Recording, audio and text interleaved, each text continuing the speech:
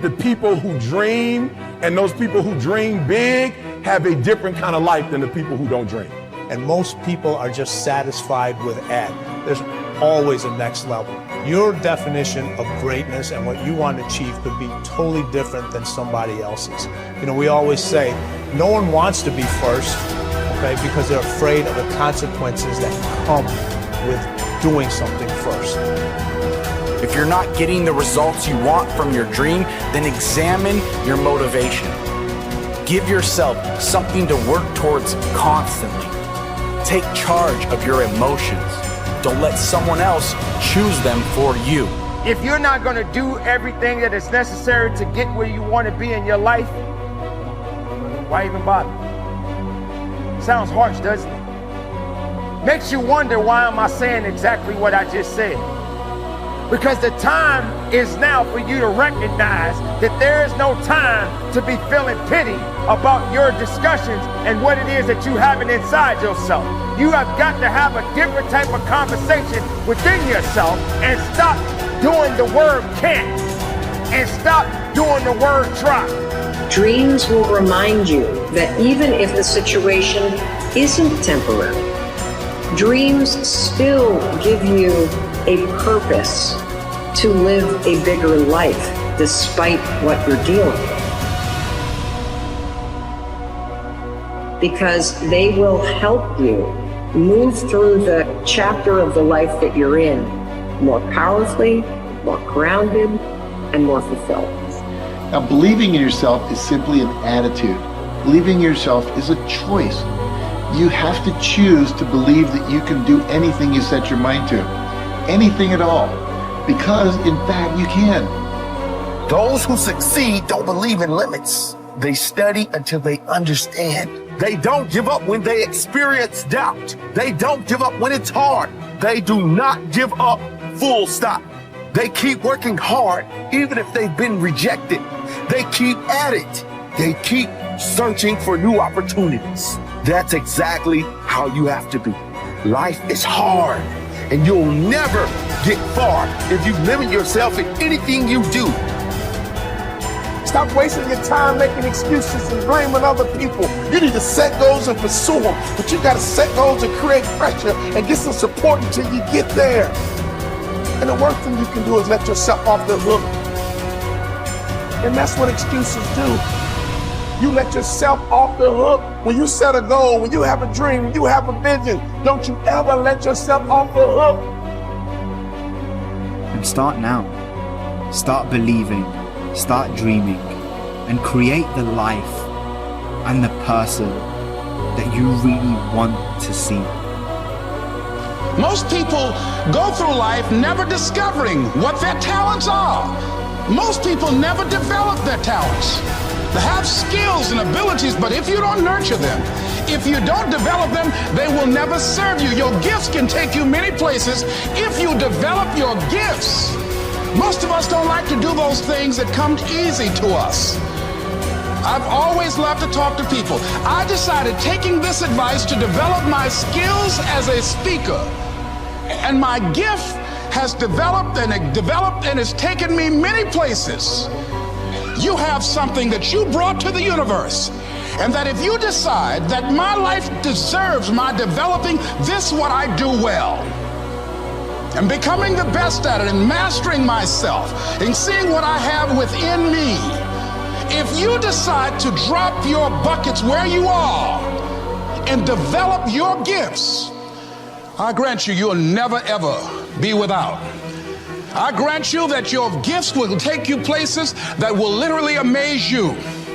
I grant you that if you begin to work to develop your gifts, you'll develop a strong sense of happiness. You'll get a larger vision of yourself, because part of beginning to get a larger vision of yourself, all of us need some area of our lives where we can have a feeling of competence.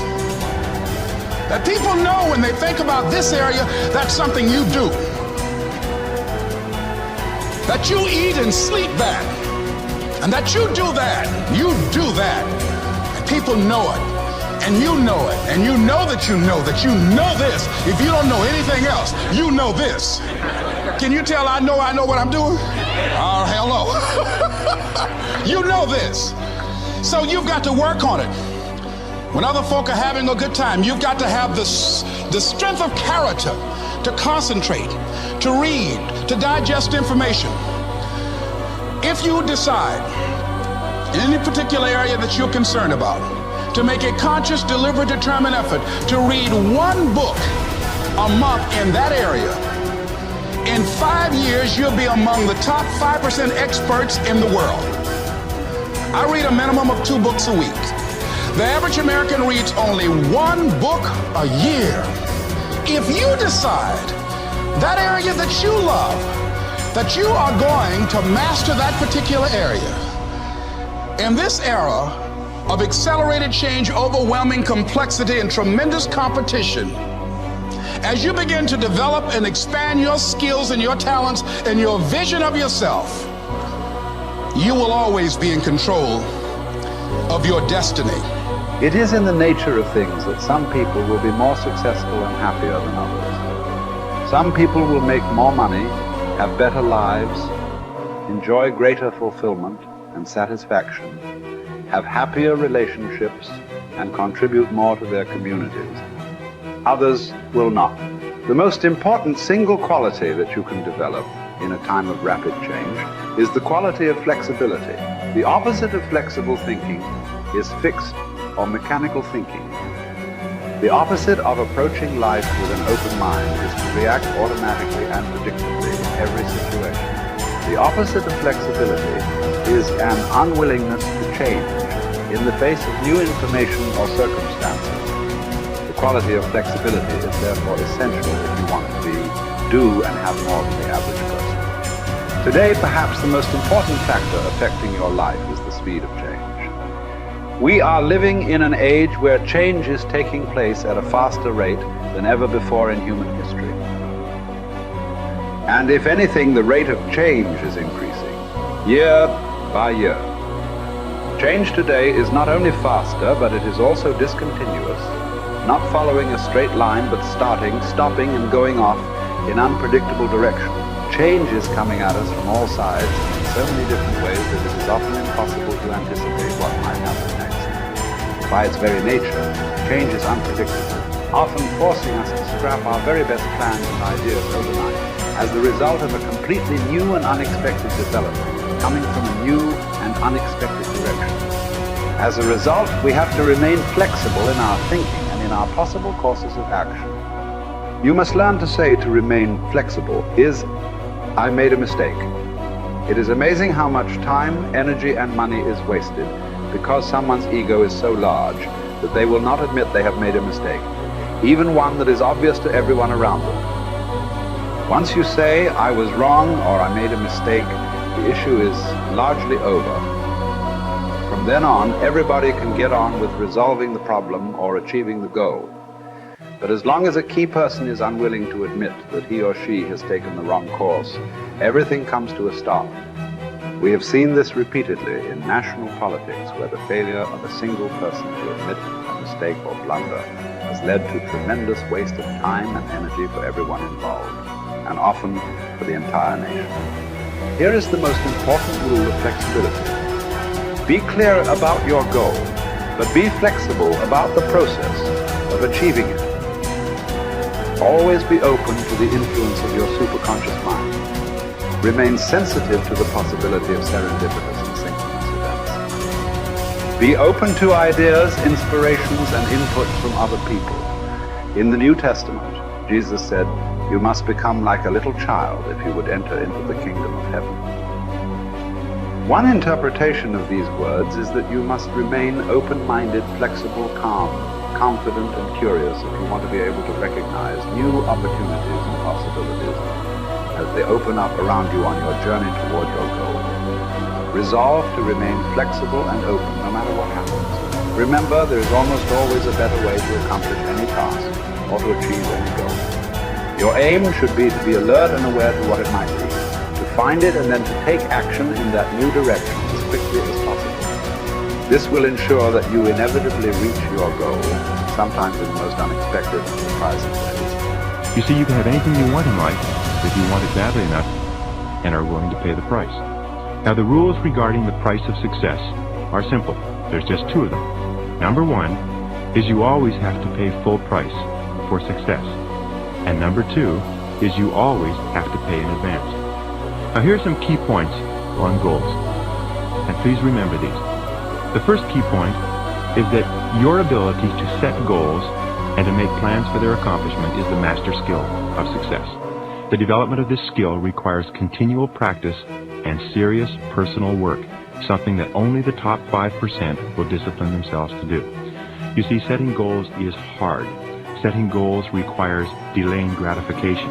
Setting goals means taking some time aside and sitting down and really thinking through what it is you want in each area of your life.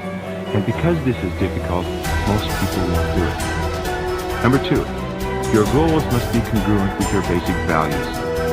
Your self-esteem comes from engaging in activities and working toward goals that are consistent with what you believe to be good and right and important. Take some time to think through what you believe in, and then structure your goals in harmony with your innermost convictions. What are your basic values in life? What would you live for? What would you fight for? What would you sacrifice for? What would you die for? What are the most important things to you in life? And are your goals, are your daily activities congruent with those values? Now, one of the things we know about high-achieving men and women is that they're very clear about what it is they believe in. And one of the things that we know about underachievers and failures is that they're very vague about what it is they believe in. Because when you know what your values are, then it's quite easy for you to make the critical decisions in your life. But if you don't know what your values are, or if you've never taken the time to think them through, then you will toss with the wind and you'll go whichever way the wind blows on almost any area of decision. Fourth point in goal setting, you must have a major, definite purpose, one goal that is more important than any other. You can have many different goals, but you must have one goal which is number one. And many people ask me this question. They say, fine, well, can I have two major, definite purposes? And the answer to that is no. There's a line in the Bible that says, a double-minded man is unstable in all his ways. And what it means is if you try to do two things at once, or you have two goals with equal priority, you will end up doing neither, and doing neither of them very well. The way you choose your major definite purpose is once you've listed all your goals, you ask yourself, which is the one goal, the accomplishment of which would move me more rapidly toward the accomplishment of all my other goals than anyone on this list?